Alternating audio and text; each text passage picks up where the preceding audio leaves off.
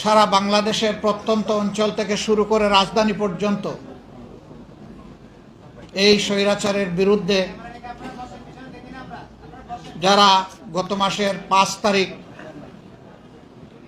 কার্যত আমি বলবো যাদের রাজনৈতিক ইন্তেকাল হয়েছে, এর আগ পর্যন্ত তারা 15.5 বছর মানুষকে নির্যাতন করেছে, জুলুম করেছে, অধিকার কেড়ে নিয়েছে। অদেখা অলিখিত পায়ে বেড়ি, হাতে হ্যান্ডকাপ আর 2 টুটে তারা তালা ঝুলিয়ে দিয়েছিল। একটা ভয়ের সংস্কৃতি তারা চালু করেছিল। মানুষ কথা বলতে চতুর্দিকে একবার তাকায় নিত, আমার কথা কে শুনছে, পরবর্তী কনসিকুয়েন্স আমার কি হতে পারে, এগুলা চিন্তা করে মানুষ তার মনের কথা মুখে প্রকাশ করতে ভয় পেত, প্রকাশ করত না। যারা 2-1 জন সাহস করে প্রকাশ করতেন, তাদের পরিণতি কি হয়েছে আমরা সেটা দেখেছি। শেষ পর্যন্ত অনেক জীবন, অনেক রক্ত, অনেক ত্যাগ তিতিক্ষার মধ্য দিয়ে গত মাসের 5 তারিখে জাতির বুকের উপর থেকে একটি ভারী পাথর আল্লাহ তাআলা সরিয়ে দিয়েছেন। মহান রবের দরবারে শুকরিয়া আদায় করি, আলহামদুলিল্লাহ রাব্বিল আলামিন। আমি একজন রাজনৈতিক কর্মী হিসাবে আমার লজ্জা হয় যে কোনো রাজনীতিবিদ, কোনো নেতা নেত্রী পালিয়ে গিয়েছেন, এই শব্দটা ব্যবহার করতে আমার লজ্জা হয়। ওই ঘটনার পরপরই আমি বলেছিলাম যে আত্মহত্যা ভয়ঙ্কর পাপ, মহাপাপ, গুনাহ কবিরা। একদিক থেকে এটার একটা গুরুত্ব অবশ্যই আছে, নেতিবাচক গুরুত্ব, কিন্তু আমার কাছে যেন মনে হয় যে যারা জনগণের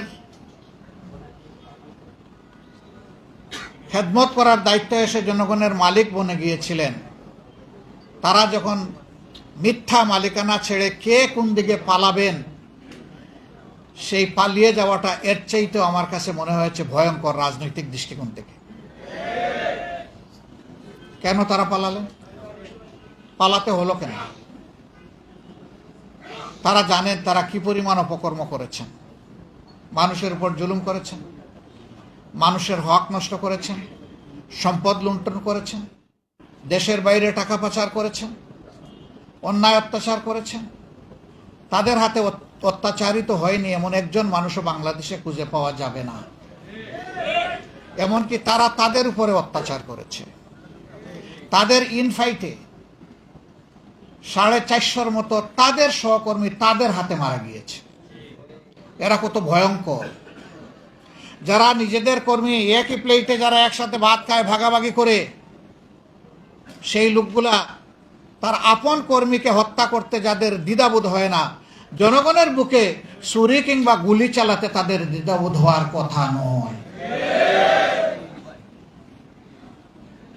আল্লাহ তাআলার অশেষ মেহেরবানি, সেই 2009 সালের 10 জানুয়ারি থেকে শুরু করে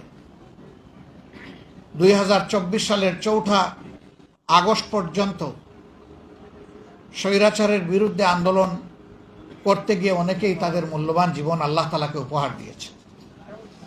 জাতি তাদের কাছে ঋণী। আল্লাহ তাআলার দরবারে দোয়া করি, যারা ঈমান নিয়ে নির্যাতিত হয়ে এভাবে দুনিয়া থেকে বিদায় নিয়েছে, আল্লাহ রাব্বুল আলামিন তাদের সকলকে শাহাদাতের উত্তম মর্যাদা দান করুন। বিশেষ করে ধারাবাহিক এই আন্দোলনের শেষ পর্বে এসে কোটা সংস্কারের দাবিতে যে আন্দোলন গড়ে উঠেছিল, বৈষম্য বিরোধী যে আন্দোলন দানা বেঁধে উঠেছিল, এই আন্দোলনকে দমাতে গিয়ে গায়ের জোরে অতীতের মতো দানবীয় রূপে নিজ দেশের জনগণের অর্থে কেনা অস্ত্র আর বুলেট নিজ দেশের জনগণের উপর যারা ছুঁড়ে মেরেছিল, এই বুলেটে জাজরা হয়ে দুনিয়া থেকে যারা বিদায় নিয়েছেন, আমাদের প্রিয় জাতি তাদের কাছে চিরদিন ঋণী থাকবে। তাদের এই ঋণ পরিশোধ করার কোনো শক্তি আমাদের নেই। আল্লাহ তাআলার দরবারে দোয়া করি, আল্লাহ তাদেরকে শহীদের বিশেষ মর্যাদা দান করুন এবং তাদের আপনজনদেরকে আল্লাহ তাআলা উত্তম ধৈর্য ধরার তৌফিক দান করুন। এই হাজারো শহীদের পাশাপাশি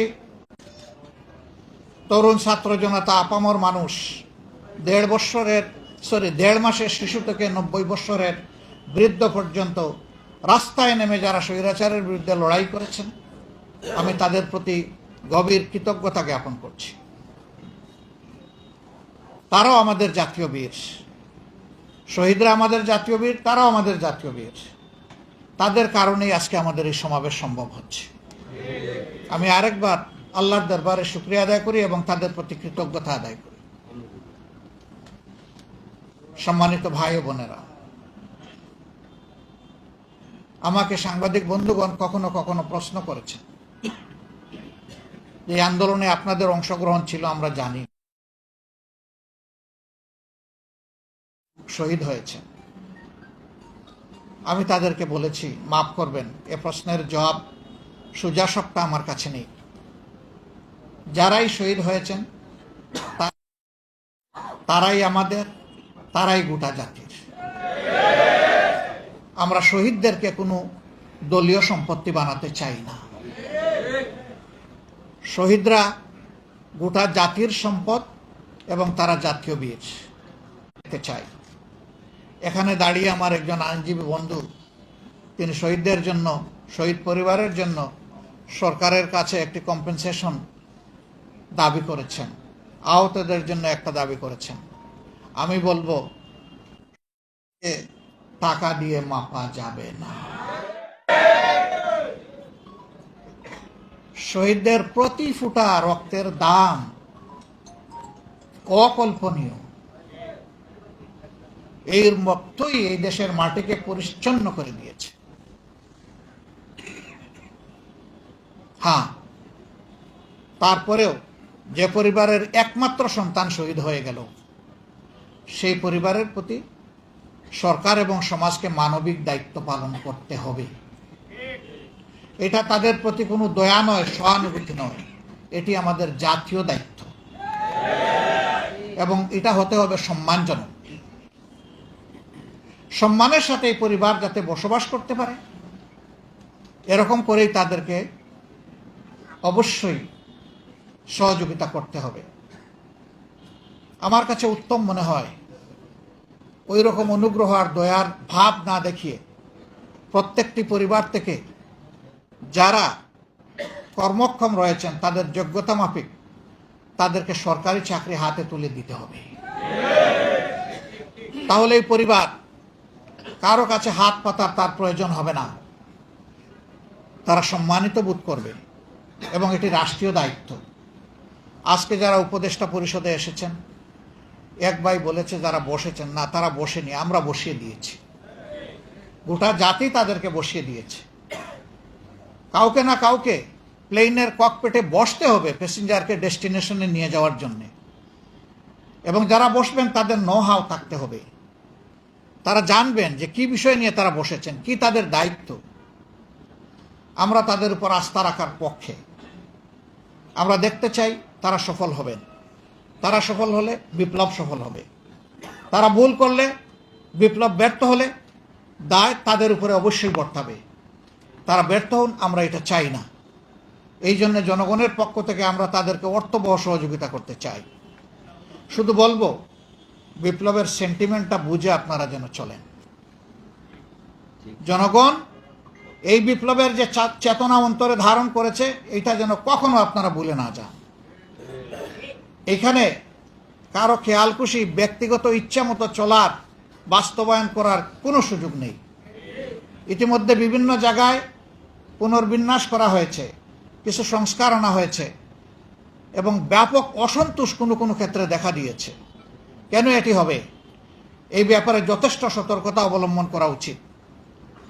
যারা সরাসরি জুলুমের সাথে জড়িত ছিল এবং স্বৈরাচারের দূষর হিসাবে যারা পাশে থেকে সহযোগিতা করেছে, তাদের কোনো নৈতিক অধিকার নেই রাষ্ট্রীয় কোনো গুরুত্বপূর্ণ জায়গায় থেকে এই জাতিকে সেবা করার। তারা এই নৈতিক অধিকার হারিয়েছেন, তাদের অপকর্মের কারণেই হারিয়েছেন। বরঞ্চ তাদের অপকর্মকে চিহ্নিত করে তাদের বিরুদ্ধে অভিযোগ দায়ের করে তাদেরকে আইনের আওতায় আনতে হবে। যদি একরকমটি করা হয়, আগামীতে কোনো সরকার স্বৈরাচারী হতে পারবে না, আর স্বৈরাচারের দূষর হওয়ার দুঃসাহস কেউ দেখাবে না।